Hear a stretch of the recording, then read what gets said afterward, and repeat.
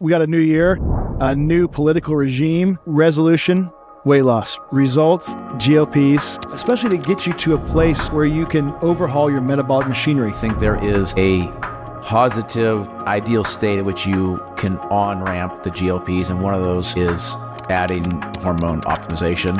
Biohacking and short gimmicky solutions may not be the answer. Being intelligent and understanding how our bodies work, being able to take advantage of that is important to get the best results you can. If you have a patient that's on GLP and they are not making the progress they want to or should, you typically will go up on the dose. One problem with that, though, is that... Welcome back, everybody. It is the one and only Dr. Jeffrey Farrah, joined by my esteemed brother, the one and only Dr. Jason Farrah. I like the one and only part. I have dug myself out of 3 inches of wintry bluster that we got in Tallahassee, Jason. Meager 3. Hey, in Myrtle Beach, brother, we had 6, count them, 6 inches. It was like, the people in South Carolina, I don't know about Tallahassee, because I'm trying to remember back when we were kids, but dude, in South Carolina, it's like, because there's no infrastructure to handle it. I mean, we had a state of fault. emergency. We had an official state of emergency declared by the governor. I feel like, I mean, it's funny. Like, yeah, I mean, I think there's probably there's some legality to that and trying to be prepared. And of course, they got, how the pendulum swings. So many years ago, when all the hurricanes started hitting, they got in trouble or came under fire for not releasing those states of emergency faster. So I noticed now it's like a hair trigger, like boom. Oh gosh, the wind blows, state of emergency. I get it. I mean, I'm not. But it was chaos here, man. We had roads that were completely iced over. My road, I couldn't have left if I wanted to. It was a good 2 inches of just ice. And the town shut down. But it was great. What was it like at your clinic? Well, we closed in our parking lot. I had to 3 days later. I still had to go down to Lowe's and get sand, and I was out there with a shovel trying to break up ice. So we timed it kind of right. The kids, we went to a Disney cruise. Oh my gosh, it was ridiculous. But the Disney life. My gosh, the Disney life. And we kind of missed most of the havoc, but it was road shutting. People, I mean, it was just planes closed down. Absolutely. Businesses. There was piles of snow at the front door of the clinic. I was out there just like you shoveling. I'm like, gosh, it's been years since I did anything like this. Yeah. It's nuts. It was great, though. I loved it. I don't know. So much for global warming. I don't know if it's global cooling climate now. dysregulation now. True. What the heck happened? That was terrible branding. Whoever came up with global warming, they should have seen that coming. You can't be specific. You can't say global cooling or global warming. You could just get behind some dysregulation for sure. Yeah, and you can make it whatever you want. Yeah. And this is, by the way, this is not some kind of political agenda here. I just find it funny. Yes. If you've talked to me long enough, I like to poke the bear. So whatever you believe in, I know, I'm scared because if I start doing that, we'll easily go down that route. Because I like to egg you on. You like to I will poke the bear, pardon you. I will pardon you for any crimes between the years of 2009 and 2022. Will that be on your last day in office? More specifically, your last hours in office? Your last hours of office. That's ridiculous. It's got out of control, this pardoning thing now. I love it. I'm here for it. If we're going to do it, put it in the open, everybody do it, just show it. I love it. It's crazy, right? Like, we got a new year, a new political regime, and this may affect the podcast and healthcare in general, right? With RFK's Junior Senate confirmation hearing. Did he pass? I don't even know. Did he pass? I think he's in the middle of it right now, still. We'll see what happens. I know we may be able to talk more freely about it. It won't be like underground conversations about peptides and stuff like that. Don't say the P word. I know. Don't say the P word or the V word. Although watch what you say about podcasts, right? Because all this, just like any social media, etc., it stays on the internet and or whatever digital format forever. RFK Jr. Senate confirmation hearings, and when he got, I think he was on the Lex Friedman podcast. Did you talk about this 10 years ago? My gosh. And they're going to What did he say? Did he say something? Anti-vaccine, probably. I'm not even into that stuff, so I just remember something about vaccines. I'm not. You can't touch the vaccines, man. Those are off limits. We are not allowed to discuss that. That is set in stone. That is not up for debate. I mean, if you're in the status quo. It's like I'll let that one lie. I'll let sleeping dogs lie. Yeah. So hey, I'm really excited to get this going again. And what have you got going on the new year now? What are you seeing over there in Tallahassee? Anything? So we started a little program where we kind of packaged our low dose GLPs, so low dose semaglutide, with some CJC peptides, Nice. And androgen. So we did like a new year, new you, 3 months. So a 3-month cycle, if you want to use that term. Low dose semaglutide, more for a little bit of edging of alcohol consumption, a little bit of edging of appetite, but not leaning into heavily, and then some anti-inflammatory, some peptides for the upregulation of growth hormone. And then, of course, the androgens, which I love, as a testosterone, I should say, as a base. Just, I felt like, I identified well with the age that I live in is like from October, from like Halloween to maybe like a week or 10 days past New Year's. It was just chaos of eating and parties. Oh my gosh. And and you got something. You're right. It's no holds barred. It's just insane. I mean, resolutions, we should all be living the right way year round. But the reality, again, is always, and we talk about this a lot, you and I, and in our clinical practice too, this mismatch between what should be and what is, and meeting people where they are, because that's reality, boots on the ground. And I think there's a lot of value to that when you're treating patients and not setting up unrealistic expectations of them and meeting them where they are. I think it's appreciated by patients. And again, it's just dealing with reality as it is. And you're right. I was just this morning went over a set of labs with a patient, and she was curious. She had been on 2 cycles of testosterone pellets. So, anywhere from like 6 to 8 months worth of pellets. She had kind of been intermittently off and on GLPs, was not on them currently, but is taking advantage of as a coach for dieting and macros coaching and working, resistance training and stuff. And she's working really hard. And she's like, "What's going on in my labs?" And I feel so bad. I said, "Hold on. Let's look from the beginning to the end." And then you could clearly see a demarcation where she started in August and then to October, phenomenal. Got on testosterone pellets. Cholesterol came down in terms of total cholesterol. Triglycerides came down.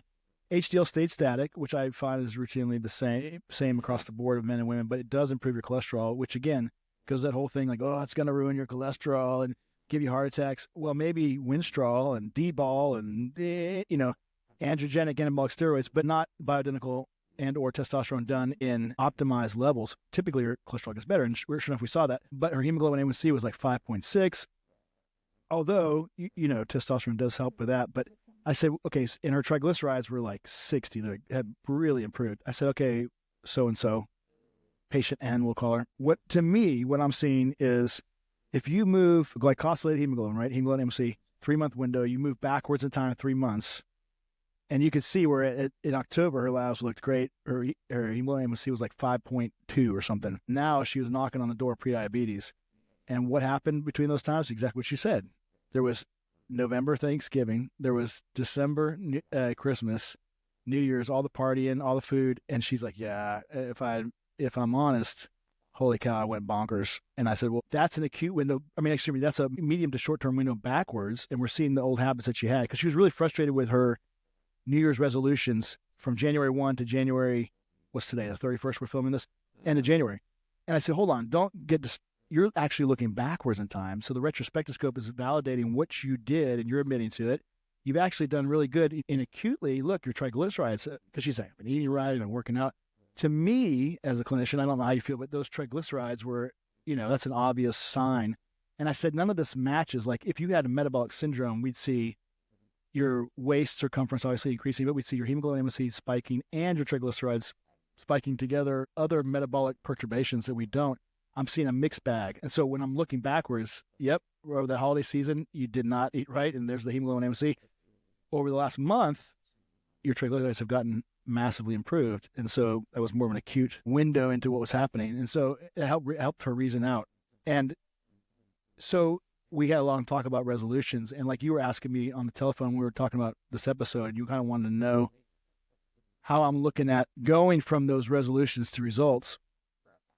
And to think about it for today's episode, which was really a thought-provoking concept. What came to mind, Jeff, is, I don't know how much I subscribe to the biohacking as it were, like categorically, right? Like relying on simple hacks, all about hacks and shortcuts. I get that. I understand why work smarter, not harder type thing. But then you have somebody on the opposite end of the spectrum, like Jocko Willink. You don't need hacks, you just need discipline, which is true to some extent. I think, though, when I'm looking at a concept from results to resolution, or from resolutions to results, while biohacking and short gimmicky solutions may not be the answer, being intelligent and understanding how our bodies work And being able to take advantage of that is important to get the best results you can. So I started thinking about, much like what you guys are doing down there in Tallahassee, the interplay between androgens and GLPs. And I don't know about you, but have you seen that in the clinic where you'll have a population, let's just divide them. You have a population of people that are on androgens or optimized testosterone, and they will often talk about the benefits that androgens, i.e. testosterone, can produce, such as increases in lean body mass and an easier time losing weight. Although I think a lot of people just think that it will come off when you start testosterone. It's not obviously the case. And then another group of just GLPs. And then unfortunately, sometimes they can go overboard and lose muscle mass along with the fat mass to a degree that's less than ideal. And then you have people that would do, for whatever reason, are doing GLPs and androgens together. Have you noticed any difference in their weight loss, ability to lose weight and maintain muscle mass?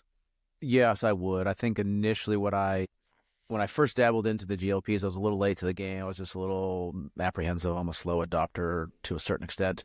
And so when I started to get into it, I was like, wow, these can work really well. And it changed my perspective of meeting patients where they were and understanding they had a different perspective than maybe I did about things. And then saw some patients losing a lot of weight really quickly. And sometimes we just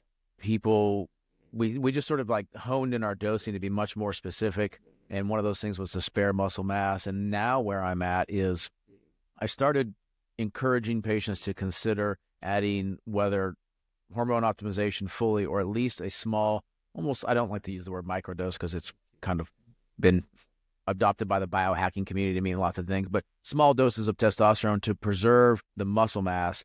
But then this other thing I started seeing is that when patients had a fully optimized testosterone, they just tended to do really well. They never needed to get to big dosing. They got their goals quickly, sometimes so much so that we had to pull them back in their dosing so they didn't lose facial fat, so they didn't lose muscle mass.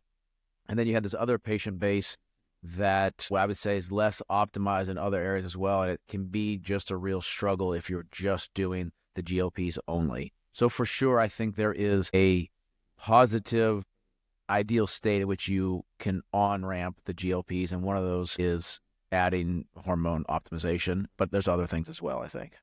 Yeah, and I think in the realm of biohacking, I think it's kind of plugging into your body's natural design and how the body works. So to me, it's not biohacking so much as it's just understanding how the body works and then trying to take advantage of those pathways to optimization. So if I have a resolution to lose weight, and I'm starting, clearly there's a huge component on discipline. Starting and maintaining goals. What types of exercise you're going to be doing, dieting, all those things. If GLP-1 medications are part of your plan, and I think they should for a lot of people, they don't have to become reliant on them. They don't have to use them in long term. I mean, I've never seen anything like it that is just growing in the... Because here's another thing too. When you think about getting results, that's the key. Exercising is good for a lot of other reasons than losing weight, and it should be a lifelong habit.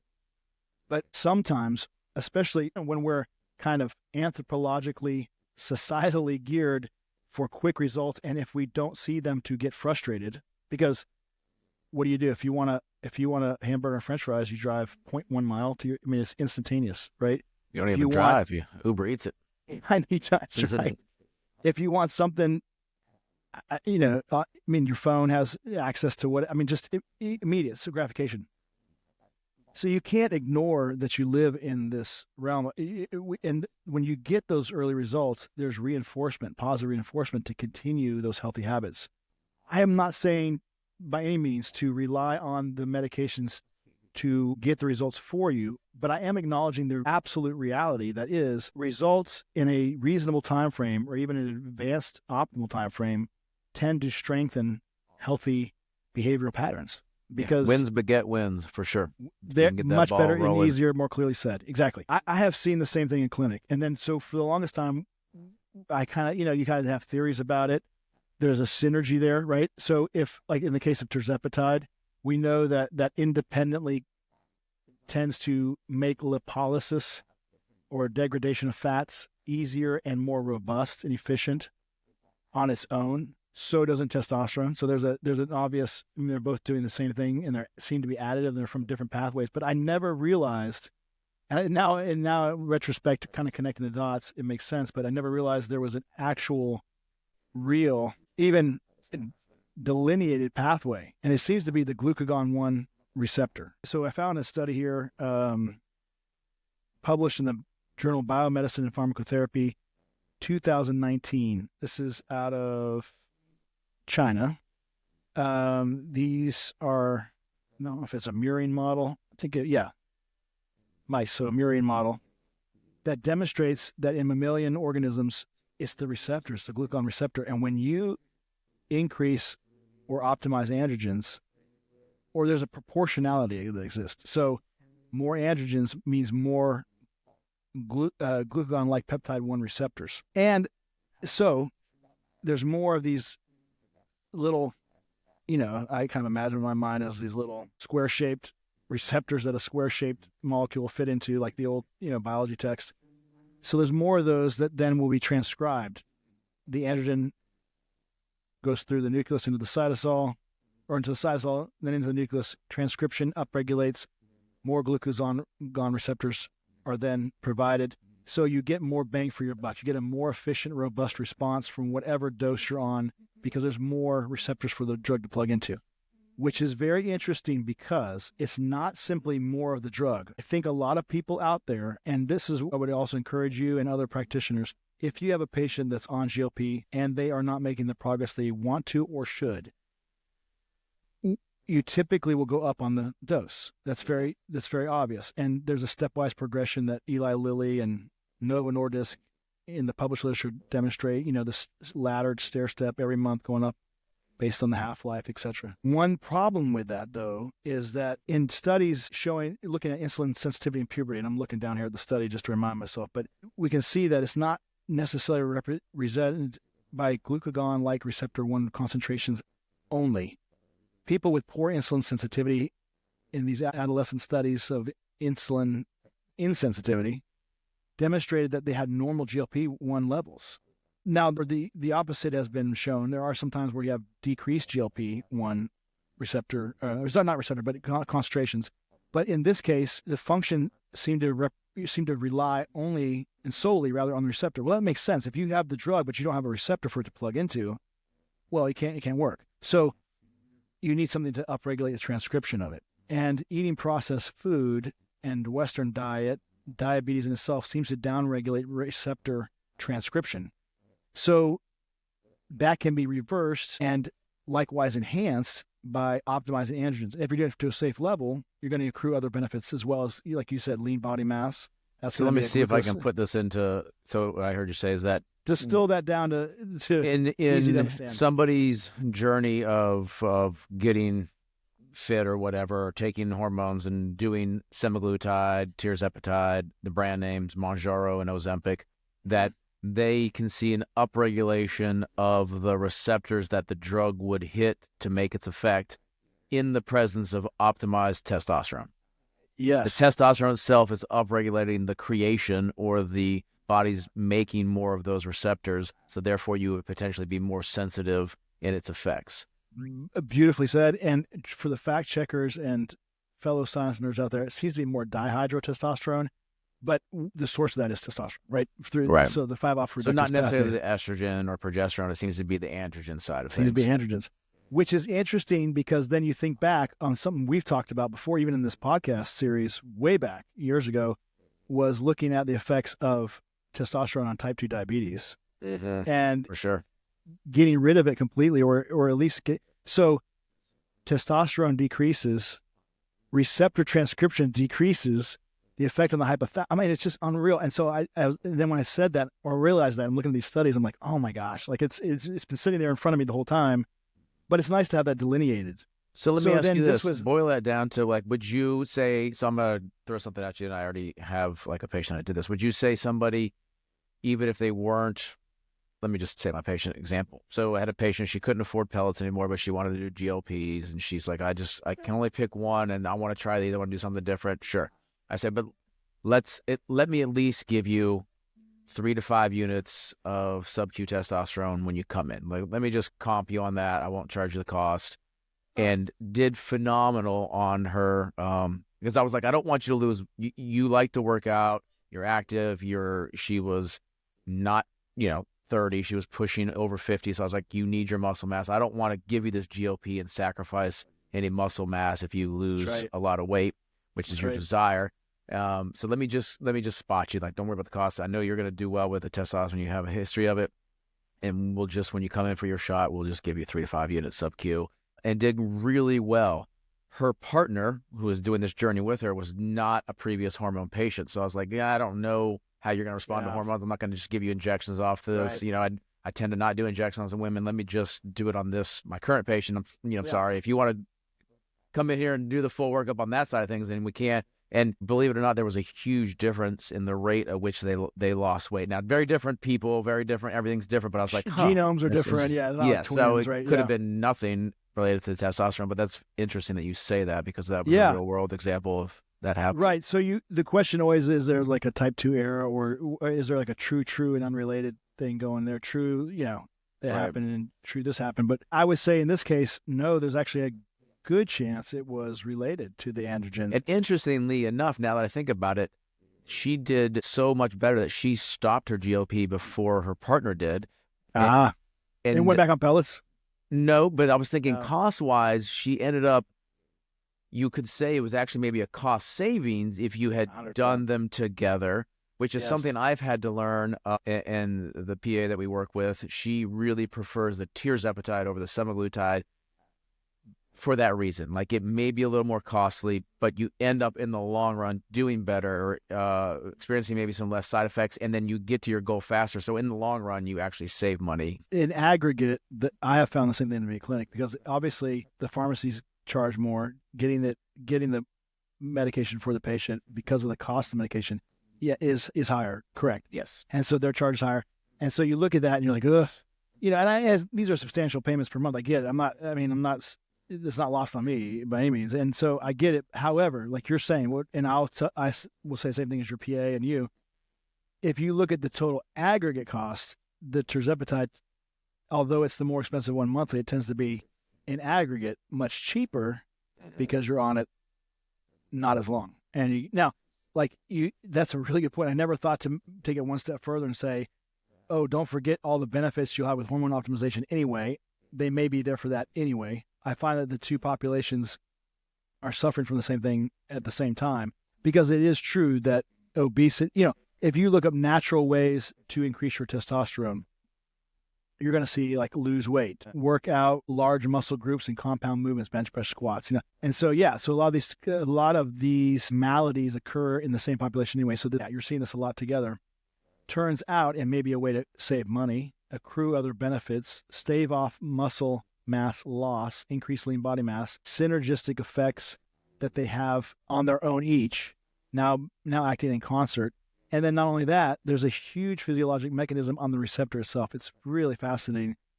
There's a study out of, I think this was Tulane University. Yeah, Tulane in New Orleans. It was a collaboration. Cornell, Tulane, some folks across the pond in the UK, looking at the architecture of androgen receptor and how it's modulated, with basically describing the same thing. That androgens, specifically dihydrotestosterone, most of all, seems to upregulate the transcription and the efficacy with which these receptors work. So it's so important for the practitioner, when you look at a person who is not maybe getting their goals, behavioral modification and what they're putting in their body, but also looking at their hormone profile, because you can provide them with all the drug in the world, but if they come in with a deregulation of their receptor complexes, which is associated with insulin insensitivity, then what do you, you have no docking stations for the medicine to work and produce its, I wonder what that timeline is for upregulation or creation. Like, I wonder if you have to be on the hormones. It's not going to be overnight. Like, I wonder if you have to really, I don't know if you noticed that in the literature, like, is it a 3-month process? Is there a 6-month process to that? Because what I notice is my patients who and I don't know if this is a generalization, just the few people I'm thinking about in particular, but patients of my hormone replacement tend to hit the GLPs later. They're like, yes, I'm doing these. I've been on testosterone and hormones, estrogen, whatever for a while. I think I'd like to do the GLPs. They lose that weight so quickly that I find more often than not, I'm pulling back dosing. Like, you're good. We're losing 1 pound, maybe 2 a week. We don't need to push these bounds anymore. Versus somebody who starts the GLPs alone, isn't exercising, maybe in not as good a shape. But those patients who are already working out, those patients who are already hormone optimized, add the GLPs. It is amazing how quickly it can work. I would say on the order of days and weeks, according to the studies, and these are mammalian murine models, mice. So they would inject with the DHT. Quickly, though. What's that? That's pretty quick, I would think. Yeah. Anytime you see a upregulation in receptor complexes and steroid hormones, it's not going to be minutes or hours, but it will be fairly quick, like on the order of days. I thought it'd been weeks to months. It would have been my guess. I don't really know that side of biology or physiology is a little outside my scope or grasp. The window is 7-day, 14-day, 21-day. So weeks. Yeah. And so, pretty quickly. And I find that too, where we're like, whoa, we have to scale back when they. Well, I don't even raise anyone's dose on GLPs for the first 14 days anyway. I keep those 2 weeks set in stone fairly. Oh, absolutely. I agree. To avoid side effects and make sure how they're going to respond. And I don't like to write Zofran scripts with my tirzepatide if we're causing problems. So, yeah. So how do you guys. Be informed of it? Yeah. So how do you guys approach that in your clinic? Do you give people the choice? Do you recommend it? Like, is there a protocol you guys boil it down to? Like, you check labs with your GLPs to see if there's a hormone dysregulation? Like, what do you guys do? We do not protocolize it. And that's a failure of leadership and a failure of context. Meaning, like, I've noticed that my progression through this, like, I never want to come off as salesy. I don't like it myself. I don't want people to come in. You're coming in for your health. I don't want it to be some game where, because I've seen this in other clinics and I've heard about it from other patients, and I myself have experienced, and I don't want to. So I think, but it got to the point, like, you can't ignore the data. Like, for instance, people would say, when I first started this in the training, we would, is it semaglutide you're going to go with, or tirzepatide? Here's the one that's the Cadillac or the best one, tirzepatide. But at that point in the studies, the data was very similar, if not, not identical, but it was kind of a wash. And I said, why not just go for the cheaper one? That's what I did. And I thought I was being the hero, right? I thought I was, moral high ground. It was so stupid. But I felt good about that from a moral perspective. However, more data came out, and what was even more compelling was clinical real world data of just doing it, right? And then you can't ignore it. Like, which one should I go? Well, it depends. Here's now what we're seeing, and let me tell you. So I got to the point where I was like, tirzepatide, and this is why. But if you don't feel it's right for you, or if it's not in your budget, Ozembic's a good second best. But so I think part of it, Jeff, is not wanting to be too salesy. So what we've done is not necessarily a protocol, although that would be good, I think, and making sure people have all the information.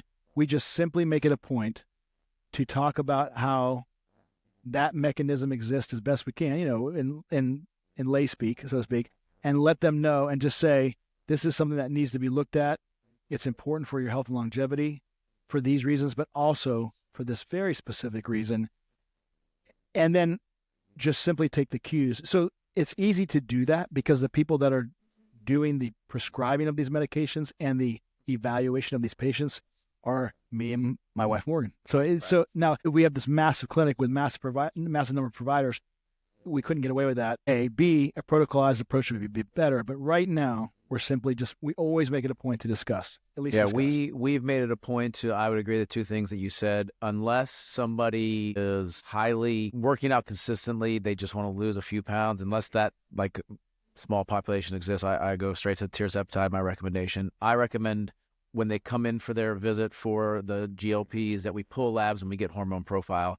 That's our first step, because I think we should do that, yeah. What I find more often than not is I'll find it's been weird to find like a whole host of women with zero testosterone and men under 300. Like, yeah, and then I present them like, yes, here's the problem. Do you have these symptoms to treat your testosterone deficiency? Do you want to treat that alone? Okay, you are sufficiently low, significantly low.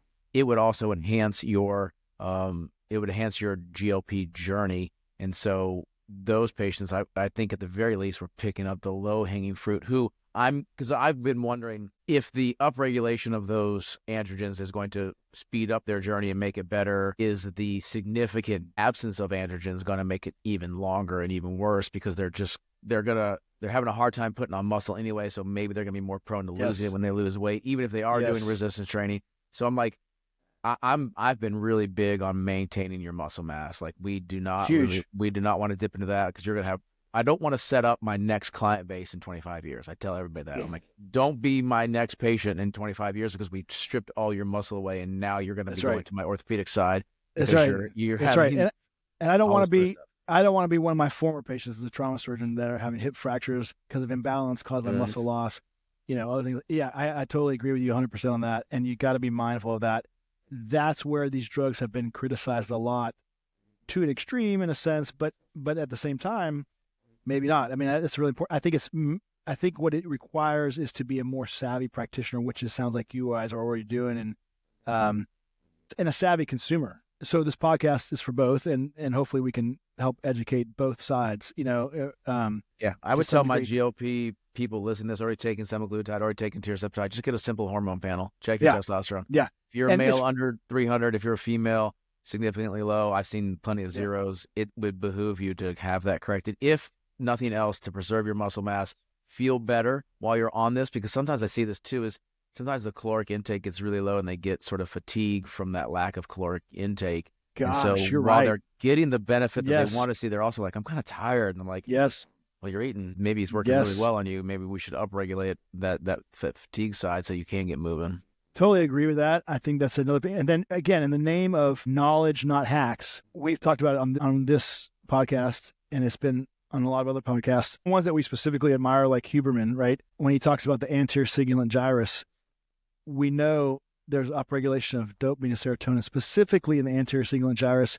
So we talk about the positive effects of testosterone, and we highlight things like increase in volitional stimulus, internal volitional stimulus, motivation, the locus of stimulus. It's hard to come up with a good way to encompass that. I struggle with that with people. Yeah. Like it's your essence, it's your drive, it's your oomph, it's your, I don't know how to say it either. It's not like, does it increase energy? Yeah, but it's not like drinking a Celsius or a Red Bull. Not caffeine, no. It's your drive. And I had a patient that said a really good one word, and I forgot it. But yes, it's like you're to get up there and go to conquer. To me, it's volition. It's volition. Yeah. Like that's been my one word that helps me. And so, and we talked about this too, right? Both off the podcast and on. It's like the chicken and the egg. Like I'd have better testosterone if I worked out, but I don't feel like working out because my testosterone is low.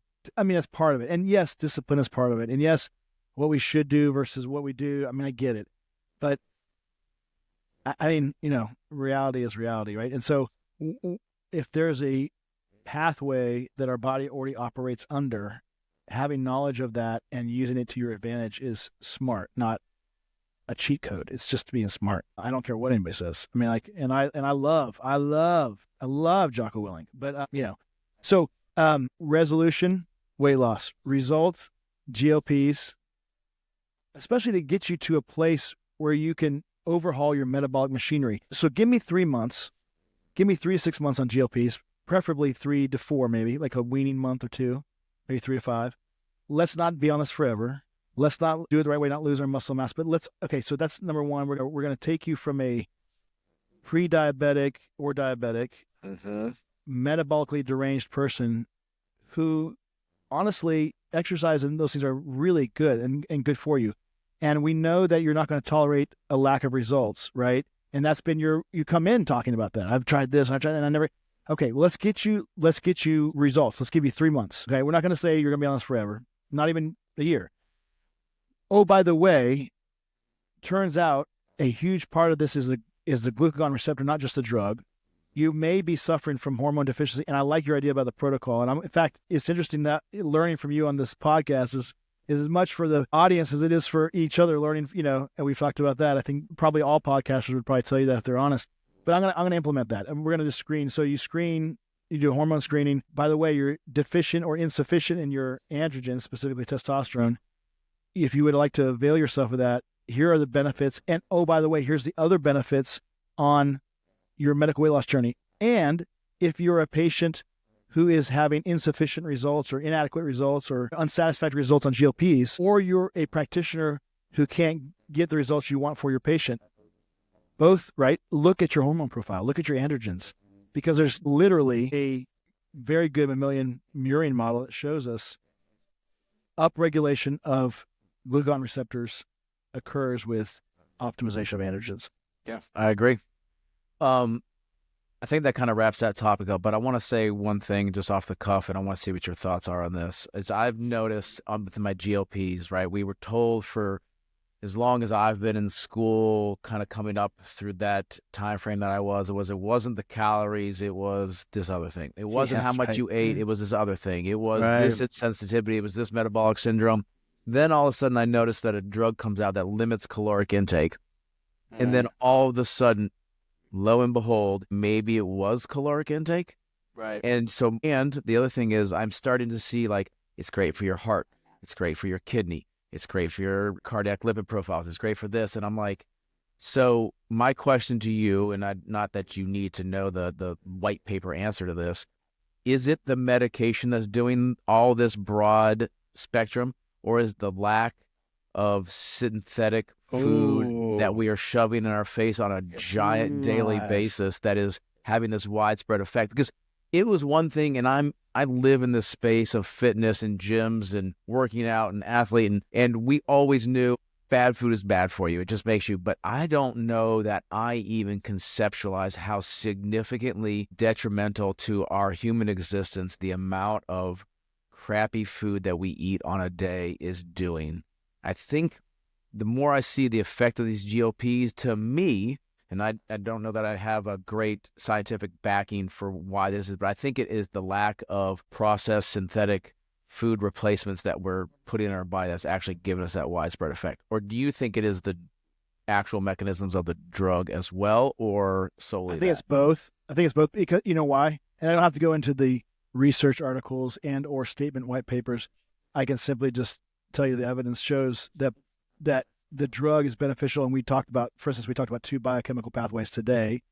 There are other biochemical pathways to talk about, but you just brought up a really fascinating topic that I had not thought about in that way, but it's so interesting because I literally over the last month have been doing a deep dive into ultra processed food. And you know, that term ultra processed food actually came from a researcher in Brazil in the 70s. It's so fascinating if you look at the history of it. I mean, just really, holy cow, it's evil. It's absolutely evil, and in every sense of the word. So I don't take GLPs it's destroying right now. Us. Yeah, but I tell everybody in my patient base, for better or not, I pretty much dabble in everything that I talk to patients about. I want to try it. I want to see what the effect is. I want to be able to give you firsthand information. So I've taken GLPs. For me, I'm really sensitive to meds in general, so I took a really small dose. I took 0.125 of semaglutide. So half the starting dose, quote unquote. And it was interesting to me, somebody who you would not look at outwardly and be like, oh, you're eating terribly, or oh, you don't exercise enough, or oh, you're out of shape, or you're insulin insensitive, or whatever metabolic syndrome you want to throw in there. Typically, you don't look at me and think that, but I did not realize how much junk food, I ate, how much snacking I did. And the other thing is, my cross to bear is I have 3 girls who never finish a meal. And so it drives you crazy, doesn't it? Well, and we just came from a generation that, like, you know, literally, I was told kids in Africa were starving directly because of the plate of food that I didn't finish. Which now I'm like, how's that lined up? But nonetheless, I was eating 4 meals every time. Like, I would eat mine, plus I would eat a little bit of hers, a little bit of hers, and a little bit of hers. And I was like, so for me, the GLP became a significant educational, like, holy crap moment. Like, here's what I do. I snack aimlessly for no reason. I'm not hungry. I'm just writing a report. I'm in between patients. I'm munching on something. And what are you munching on? Frap. Celery? Grapes? No. Stacy packed it for me. I do. He so graciously does. So convenience is a factor, but here's the thing with ultra-processed food. Granola bars, bullshit like that. Like, it's terrible stuff. For the first time in history in human evolution, you had, like, there are metabolic pathways to increase, to make you search out for high caloric density food. Sure. So fat, okay, tastes good. Okay, so there's an evolutionary reason for that that's plausible, or a design. It doesn't matter which. I don't care where standpoint you come from. Sugar, salt. So savory, sweet, and fat. Mhm.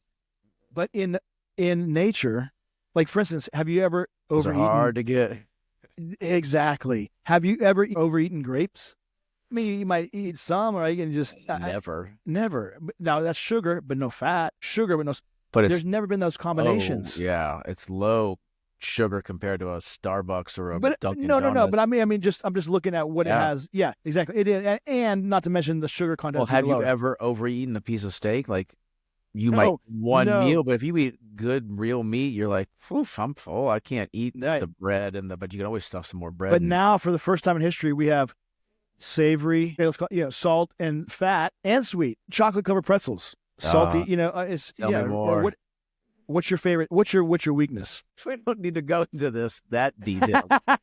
Don't expose me. Don't expose me. Measurements. Don't expose me for the Yeah. chocolate fiend I My am. weakness is threefold: snacking, my girls half finished food, and late night because they love a late night snack. My middle daughter likes to raccoon at night and kind of That's get in the hilarious. closet or the pantry and But I check meant things. which type of snack? So I love a bready, sweet, like a not a full cinnamon roll, but leaning towards that. Like Okay. yeah, Fat and sugar. I mean, like, all yeah. day I could eat it. Crush So it, for right? me, I did 3 weeks of GLPs, and that was eye-opening for me. And I don't think we realized how significantly a Yes. majority of us, whether we appear or not, are eating way more calories than we need, Yes. and the quality of our calories. The other thing I noticed is I was like, this is kind of suppressing my appetite pretty strongly. I'm gonna make my calories count, and I would have 3 ounces of steak, and I'd have asparagus. Because I was like, I Yeah. don't want to eat that crappy bread because I may not eat my steak, and so I was able to make Exactly. conscious choices. And So for and me, what it do was you hear all the time when people come in? And I understand this. We just don't realize it. We've come so far down the spectrum that our new normal as anthropologically evolutionary is so far from what it should be that we don't even understand it. But I hear all the time. See if you agree. And I don't understand because me and my husband, we don't eat that bad. Or everybody says that. everybody says that. I would I have mean, said that. I would I have told know you. And exactly, now a I look at doctor, it and I was right? like, holy shit, I eat like garbage. And so me and Morgan did the same thing, Art, when we tried tirzepatide, and oh my gosh, I was like, it had the same realization. He was like, not only that, it was portion size. I could not believe the portions I was eating. And I didn't even know. I didn't even like, or what didn't know, was habituated on and on. I mean, it was just Yeah, unreal. it didn't know. Just got out of the realization, and Yeah, you're supposed to eat all your food, so God, you don't waste nothing. And behavioral components, right? yeah, well, It was man, it's the other thing I it's a want to talk huge to you about. educational component.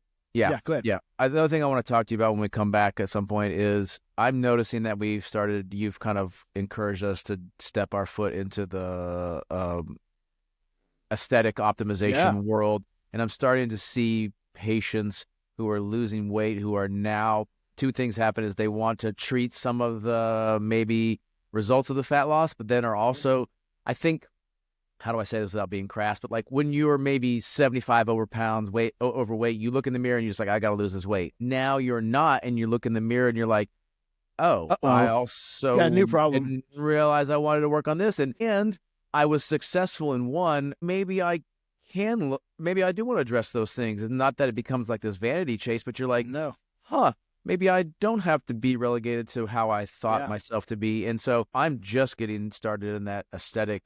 But I know that the GLPs, I had a esthetician here in town that they do a lot of skin pen work, and she was talking about that. And I was like, kind of the efficacy of that. So I'd be interested to see what you guys have to say about that side of things. Yeah, and I think it's really cool. I had a patient for the first time. He lost all his weight, and he was talking about a new wardrobe because he had to, like literally. But then he was like, you know what? I just didn't want to shop. I didn't like to shop. I kind of downplayed it because honestly, I didn't like how I looked, the confidence factor, et cetera, et cetera. And now, not only is it a necessity because I just want clothes that fit, but I want to for the first time. And so that confidence, it's been nice to see in people. And, I don't like to downplay the softer side of medical results. Like there is something to that, embracing the empowerment part of it, or self-empowerment and new set of confidence that comes with reshaping your body. Yeah, absolutely. I know you guys are doing radio frequency microneedling now down there, and let's talk about that sometime, because it's a powerful tool in the armamentarium for the people that are losing weight. And so you talk about results, right? We lost the weight. Now sometimes we're left with actually a new problem. So now how do I get results to help with skin laxity or what have you? So, okay. Yeah. Good awesome. one, man. Let's talk about that next time. Sounds good. Have a good one, bud.